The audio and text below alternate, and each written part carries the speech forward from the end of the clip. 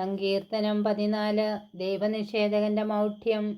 ദൈവമില്ല എന്ന മൂഢൻ തൻ്റെ ഹൃദയത്തിൽ പറയുന്നു. മ്ലേച്ഛതയിൽ മുഴുകി അവൻ ദുഷിച്ചിരിക്കുന്നു.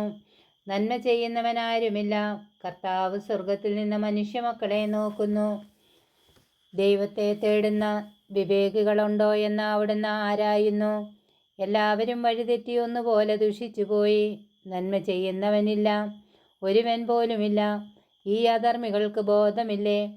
ഇവർ എൻ്റെ ജനത്തെ അപ്പം പോലെ തിന്നൊടുക്കുന്നു. ഇവർ കർത്താവിനെ വിളിച്ചപേക്ഷിക്കുന്നില്ല. അവിടെ അവരെ പരിഭ്രാന്തി പിടികൂടും. എന്തെന്നാൽ ദൈവം നീതിമാന്മാരോട് കൂടെയാണ്. നിങ്ങൾ ദരിദ്രൻ്റെ പ്രതീക്ഷകളെ തകർക്കാൻ നോക്കും, എന്നാൽ കർത്താവ് അവന് അഭയമായുണ്ട്.